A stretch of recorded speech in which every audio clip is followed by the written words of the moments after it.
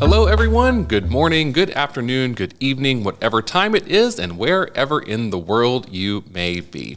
My name is Matt Wynn, your podcast host and resident secure identities nerd. Welcome to HID Connects. So, unless you've been sleeping under a rock, which doesn't sound like a very comfortable place to sleep, the world of AI, or artificial intelligence, is ablaze with buzz and intrigue. From ChatGPT to predictive analytics and everything in between, almost every industry in the world is grappling with what AI means for them and their future. So in today's episode, we're going to hone in on what AI means to the security industry, including its practical applications and its potential for growth. We'll also talk AI trends and discuss what it means for the people, the you and me of our industry. So joining me live in the studio to help navigate this new frontier is Ramesh Songukrishnasamy, HID's CTO and SVP of Engineering. And joining us virtually is Rob Rowe, Vice President of the AI ML Lab at HID. Very official, both of you. So gentlemen, thank you for taking time out of your very busy schedules to share your brain power. Let's start with introductions. Ramesh, thanks for joining us. Mind introducing yourself and tell us a little bit about your important job at HID. Sure, Matt. So I'm the CTO and the Senior Vice President for Engineering, IT, and Product Management at HID. So my primary responsibilities revolves around, as far as engineering is concerned, mostly driving innovation. And that puts me on top of staying on top of things like new technology developments. And AI, machine learning is one such thing that we identified, a couple of years ago as a key technology for HID. And we now have a technology lab led by Rob that's focused specifically on AI, ML, and its application. Very cool. Man with the plan. Thanks for joining. And Rob, your name dropped. Thanks to you as well for joining us for the discussion. So first of all, tell us where you are and tell us a little bit more about yourself as well, please. Sure. Well, I'm in my home office up in Washington State. As Ramesh said, I head up the AI ML laboratory, Central Lab. And in that role, it gives me the opportunity to work with the business areas and the functions throughout HID and throughout ASA Abloy. There's a lot of interest and excitement and initiatives underway throughout HID and the broader company. And I have the good fortune that my team and I can get involved with many of them. Very cool. And we have the good fortune of having you on the podcast. So again, thank you both for joining us. All right, my friends. So now that you know a little bit about our guests, let's dive into today's burning question, which is AI in security. Rise of the machines or meh? All right, so first question, let's just put basic definitions on the table. AI means a lot to a lot of different people, but let's kind of standardize what we're talking about here. So Ramesh, I'll start with you. What does AI mean to you? How do you define it? And maybe share some basic examples of AI at work. Okay. To me, AI is about using advanced computing and data science methods to create more natural user interactions with machines and systems and solutions that we offer to our customers. So for me, the application of AI is what we are more interested in rather than the science behind creating those large language models and things. We like to use those large language models to deliver better user experience, better products that help solve customers' problem better than anything else available. So that's really where we are focused on. Nice. And Rob, as the head of the AI and ML lab, same question to you. And if I might offer a bonus question, can you describe the difference between artificial intelligence and machine learning? Yeah, glad you asked for that. So I come at it with well over 30 years of working in artificial intelligence, maybe even pushing 40 years. So I've seen a lot of different approaches to artificial intelligence. I've been involved in applying it in a variety of different capacities. So starting with the definition, I think makes sense. Artificial intelligence is the broadest description of having computers emulate functions and abilities that we typically would ascribe to humans. It's a very, very broad category, and AI you can trace back to the 1950s when it started. Machine learning is a subset of artificial intelligence where you really are training the algorithms or developing the algorithms based on a set of representative data. So we'll collect a large amount of data of whatever kind, whatever the application is, and then go through a so-called training process to tune and develop the algorithms to give us the kinds of answers we want from the kinds of data that we have. And coming back to your question of what AI means for me, it really is that. It's taking an amorphous, often very large data set where you know an answer lies in there somewhere, but you don't know exactly how to get the answer. And AI, or ML specifically, is a family of methodologies to pull the goodie out of it, to pull the information out of this amorphous data set. That's what AI and ML means to me. That's probably the best definition I've ever heard. So thank you for simplifying that for my peanut brain. I'm a comms guy, so that's helpful for me. Ramesh, back to you. Let's take that a little bit further internally. So at HID, from your purview, how is the organization leveraging this type of technology to drive value, or anything cool that you want to discuss? How is HID looking at and leveraging AI currently? Sure. We are looking at in two major in two major directions, I can say. One is really embedding these advanced AI machine learning capabilities into our products and offerings, and that goes to our customer. And second stream is where we apply these technique in our internal business processes, whether understanding some of our internal business process performance or some applications like customer service, technical support, and those type of stuff where we have huge knowledge base that exists in so many different sources.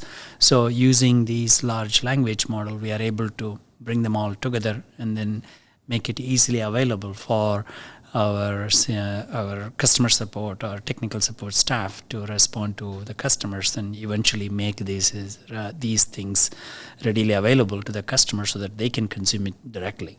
So that's those are the two dimensions that we are looking at. Excellent. Thank you for sharing that. And Rob, let's go a little bit deeper. Tell me, what do you see? What are you working on in the lab? Anything you can share with us? Sure. Not those secrets ones, but yes. All the secrets. So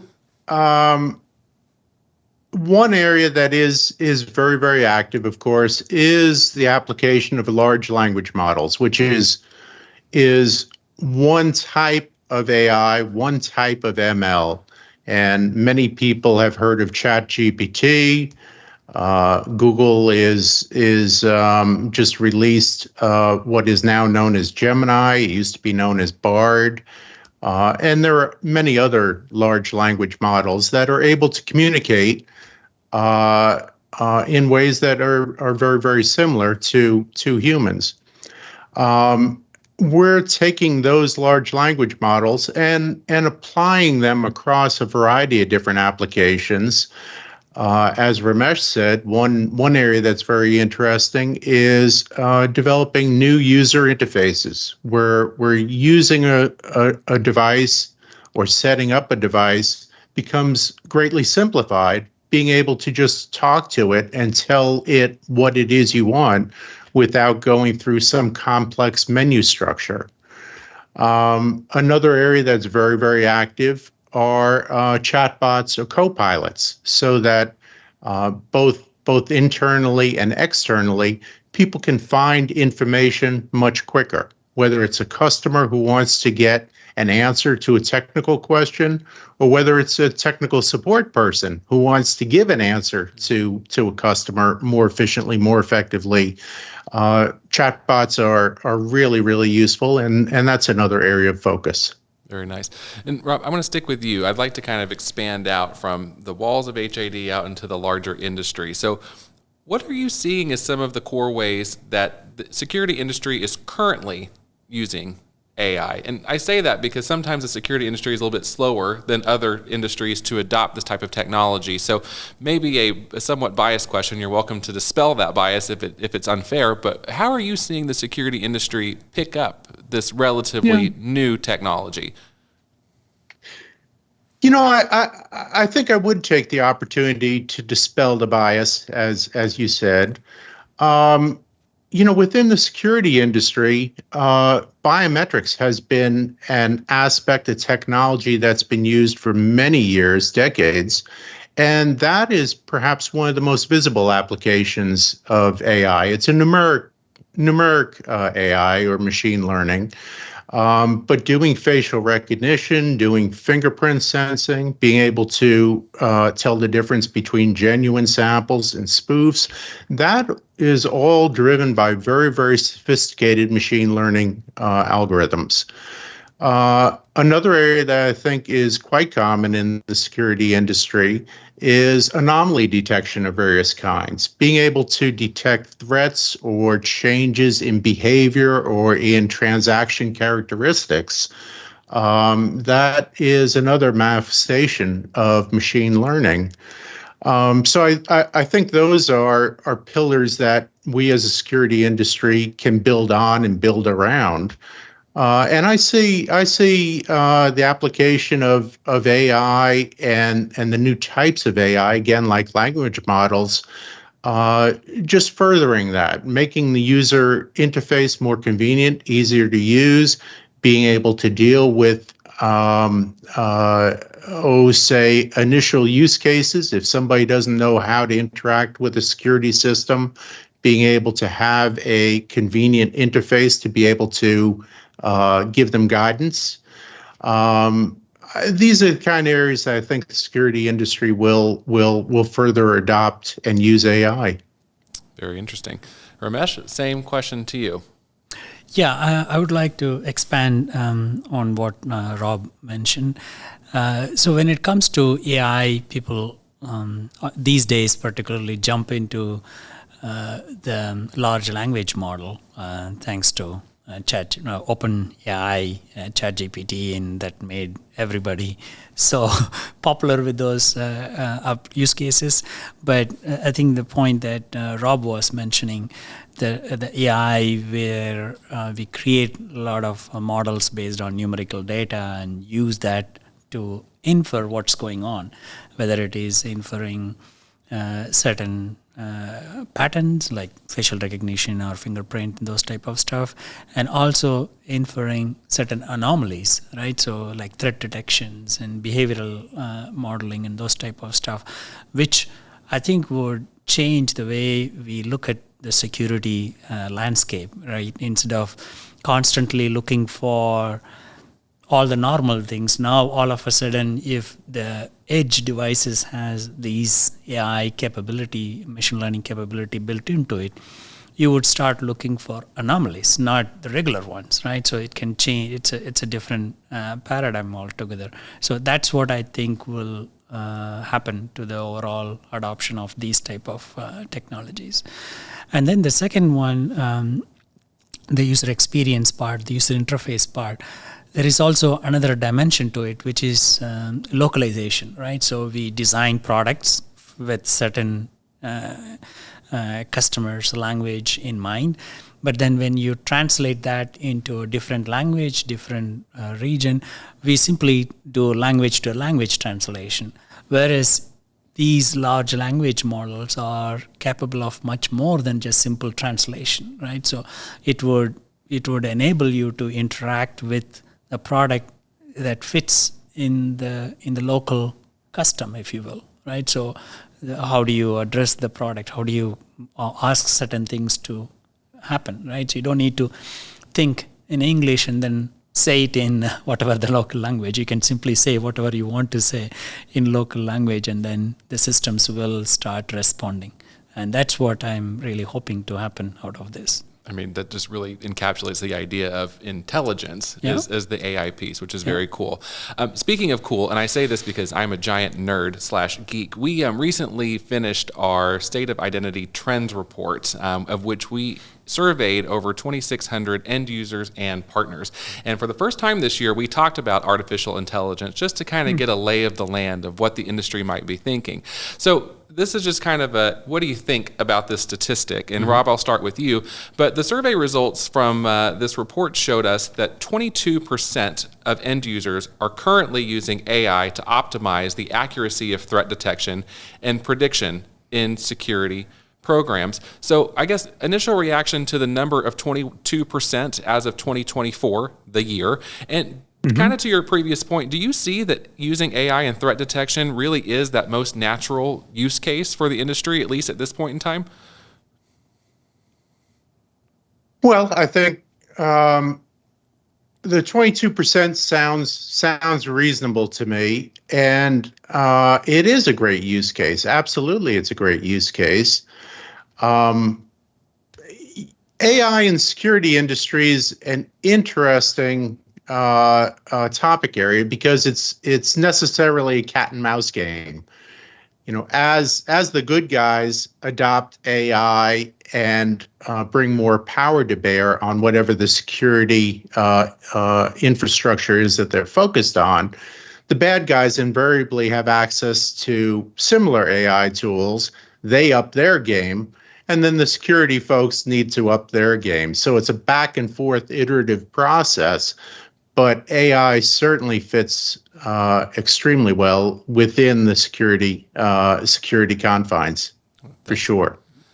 Ramesh, I want a bonus question for you. So I saw you nodding whenever Rob mentioned the cat and mouse game. Yeah. Anything you want to add on that? Because we have this conversation almost every episode of security industry does this, the attackers do this, and then it's just, again, the cat and mouse game. So I want to get your perspective on that topic. That's true with almost any new technology, right? I mean, any new technology brings a lot of opportunities, at the same time, a lot of challenges, right? So one is, as Rob said, this technology is available to everybody, all the players, right?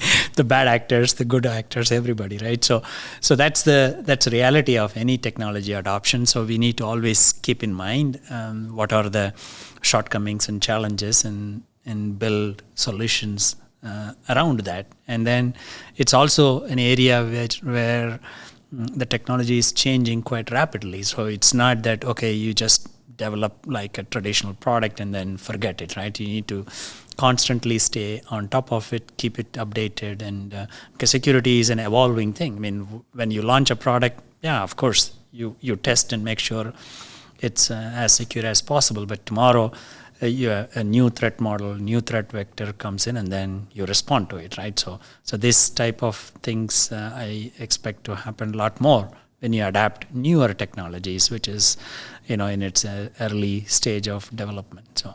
Absolutely. Never a dull moment in our industry, to say the least. But Ramesh, that's a really great segue, because anyone who has kind of followed AI, even at its highest level, has probably heard findings or some disturbing news around potential ethical challenges as it relates to AI. So Ramesh, I'll stick with you. How do you see these ethical challenges potentially impacting the security industry specifically? And any systems you think that people should be using to prevent that everyone's acting in good nature? So ethical AI issues in the security industry. What's your thought here? Yeah, ethical use of data in a broad sense is an area of attention, right? I mean, everybody need to pay attention to that, because at the end of it, AI is built based on large number of data, right?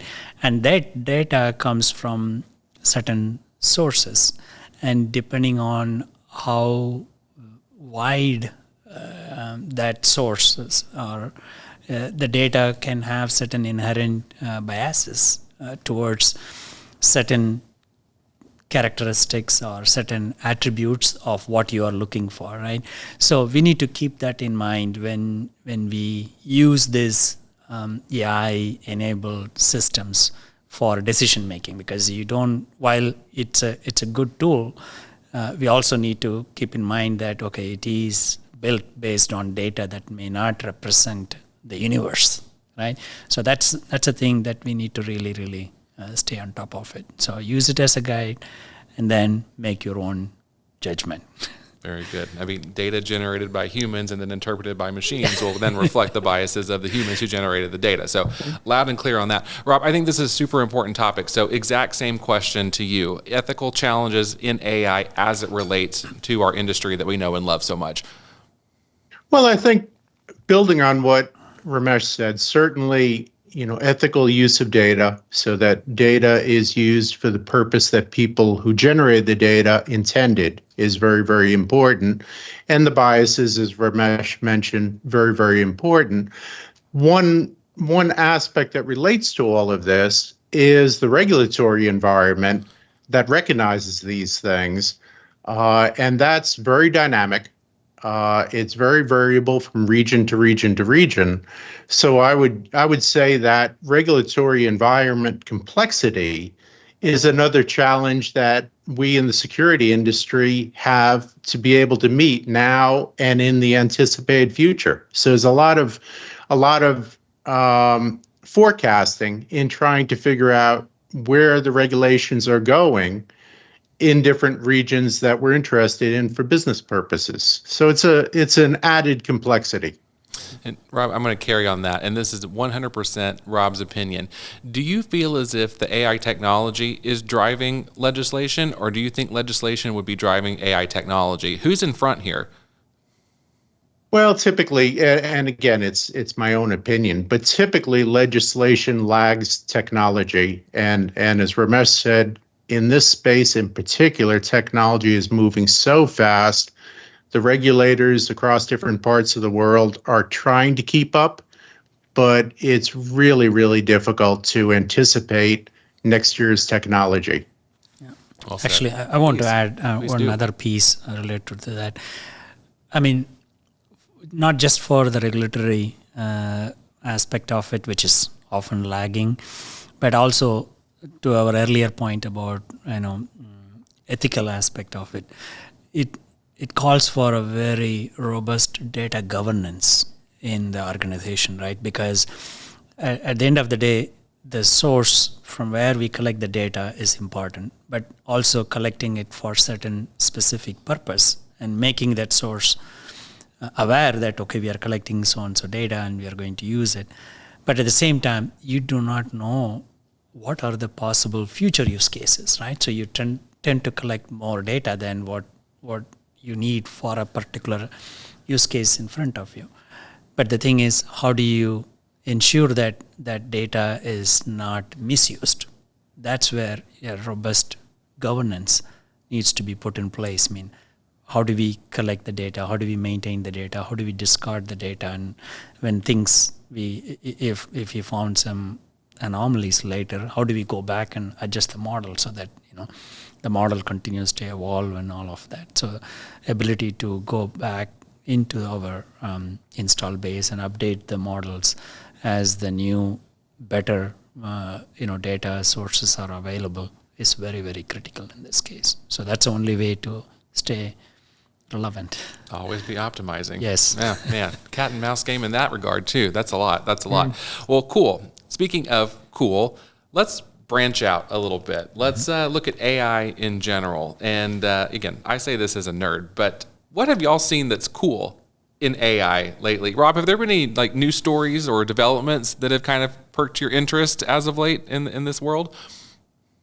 Well, I think two broad areas. One, I'm very interested in the intersection between AI and business, and where large language models can increase productivity. And I think it's very, very clear that that productivity in many different industries, many different business environments can be enhanced through the use of large language models.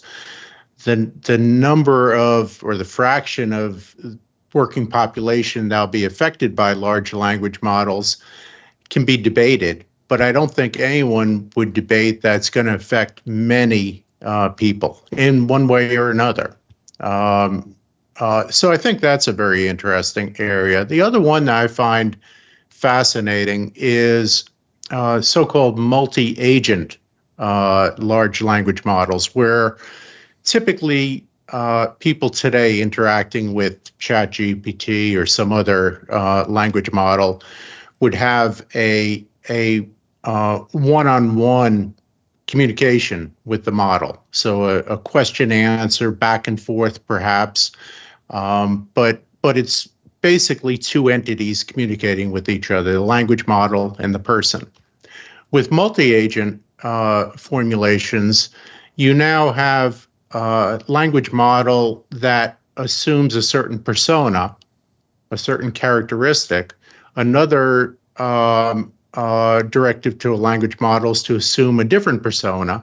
Another one's to assume a different persona. And they can each do different aspects of a task. They can interact with each other. They can interact with humans. So now, for example, you can have large language models carry out very complex interactions like negotiations, or being able to deal with sales, where sales moves through different stages, where you're introducing the particular product, and then there's a negotiation stage and a closing stage, and so on. I think multi-agent systems can be fascinating for what they can do as the technology evolves. Fascinating as the operative word. So, Ramesh, what's fascinating you right so now? So, in other AI? words, what Rob was saying is we can all have, you can have your agent, I can have my agent, and then Rob can have his agent. Those three agents can, engage in a much deeper conversation. Yes, they don't need me.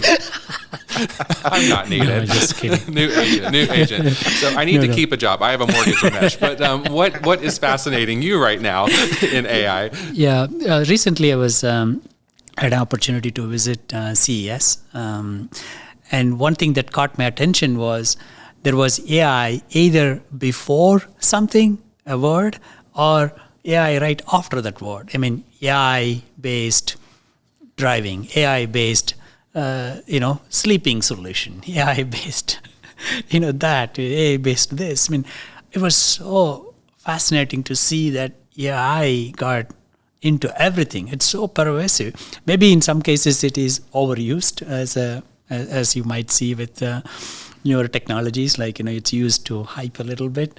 But it was amazing to see that, there are so many areas people are exploring constantly, which is a right thing to happen for a new technology like this. I think, one of the specific things that caught my attention was a couple of weeks back when OpenAI launched the large language model based marketplace. I think that's a very interesting development, because what that would enable is people creating domain specific models. I mean, using the same large language model, then they train using certain domain specific information and then create that and then make it available for anybody to build applications. So I think that if you think of, the traditional app-based marketplace, how we kind of, take it for granted. Yeah, if you need something, go to the app store. So hopefully, a couple of years down the line, there will be a marketplace that will have a large language model for anything you want to solve in the world. AI for everyone. Yeah, for everyone, exactly. Very nice, very nice. Bright future there. So half joke, minus AI potentially getting rid of this podcast host, we really do, in the spirit of the name of this podcast, which is HID Connects, we like to also focus on the people who are making up the industry. And there may be some concern or maybe a sense of worry in the industry, including your humble podcast host, around machines overtaking the people who make up this industry. So, Rob, you had brought this up briefly in your previous response, but I want to talk to you about that. So the general question is, as it relates to the security industry, what do you see as the impact of AI on the people in the industry? And you can interpret that for however you want to interpret it. Yeah. In terms of the people in the security industry, I don't see a lot that is unique necessarily about the security industry. As we talked about, I think everyone will be affected, hopefully in many positive ways, by AI becoming even more ubiquitous.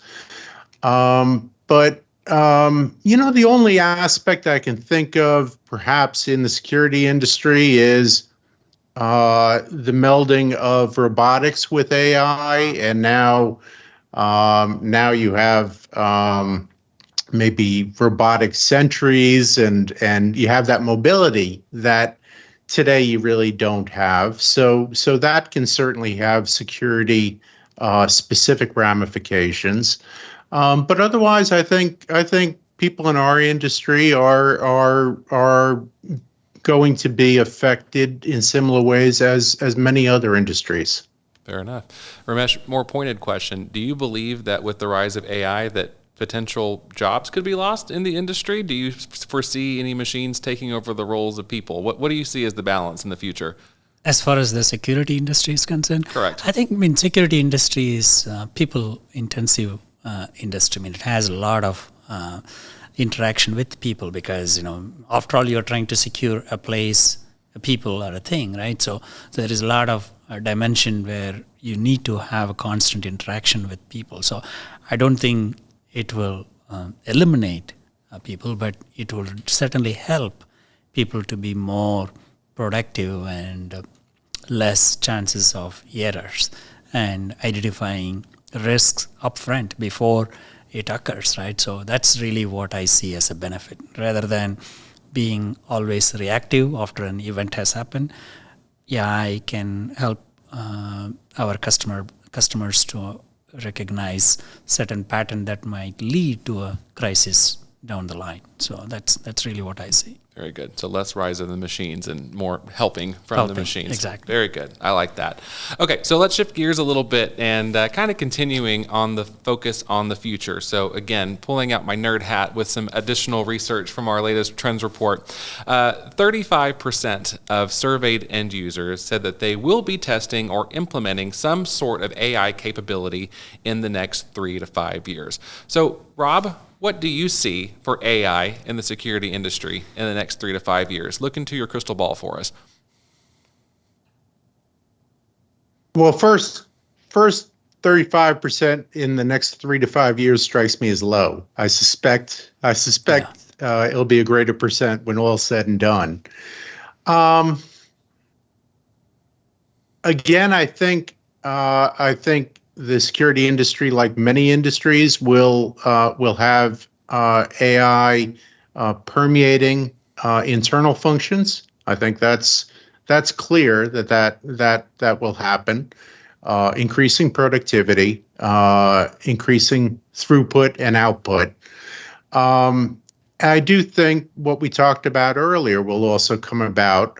Much more natural user interfaces. I think if we look at products throughout the security industry, changing parameters and setting up those products sometimes can be challenging. And I think that becomes much less challenging and maybe even enjoyable sometime in that time frame. Very good.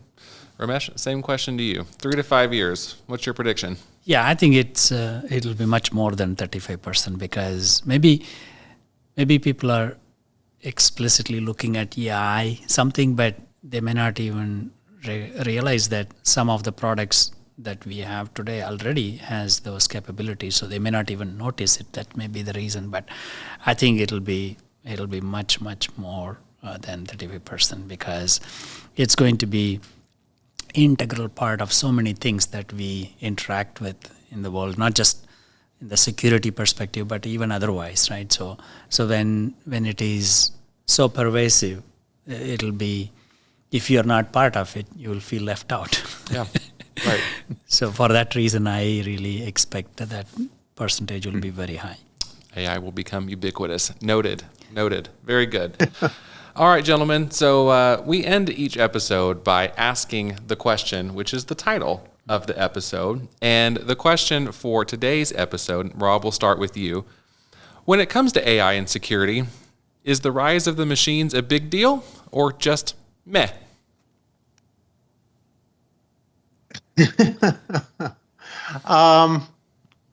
I think it's a big deal. I think things will look different 5 years from now than they do today. Again, though, I come back to cat and mouse. If we didn't have a situation where the bad guys had access to similar tools, then bringing AI into security systems would both increase convenience and security. But because of the cat and mouse game, it's mitigated by what the bad guys do with it.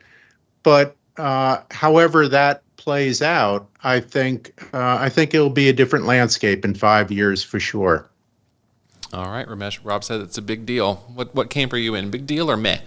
I think it is going to be a big deal.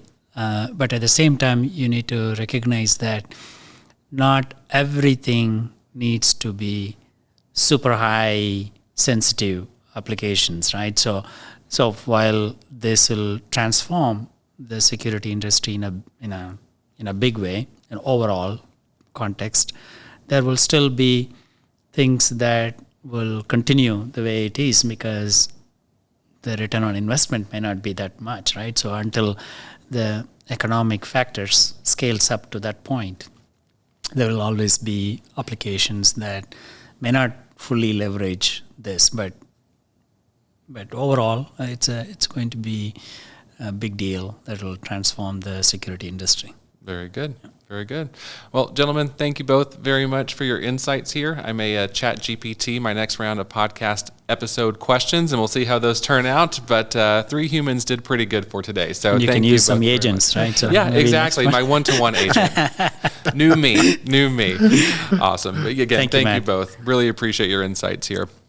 All right. Well, folks, that brings us to the end of today's podcast. Thank you to our experts again for joining us, sharing your insights, your expertise. I've been really looking forward to this episode for quite some time now, and y'all did not disappoint. So lots of good stuff. And listeners, I hope that you understood and appreciated the insights as well. So as always, of course, an even bigger thanks to you, our listeners, for joining us for today's episode. We really do enjoy creating this podcast and hope that you equally enjoy listening. Of course, we'll be back very soon with yet another episode covering yet another topic shaping the security and identity industry as we know it. So, on that note, be the first to know when new episodes are published. Just subscribe to HID Connects. All you have to do is subscribe wherever you get your podcasts, Spotify, Apple, wherever else. We are everywhere that you can find us. And while you're subscribing, be sure to rate and review this podcast. You can also subscribe on YouTube, watch the videos, and make sure you follow HID on our social media pages. Of course, in the spirit of connection, this is HID Connects after all, please do send me your questions and topic ideas for future episodes. All you have to do is drop me a line at media@hidglobal.com. So, my friends, until next time, thanks again for listening. May your identities forever be secure.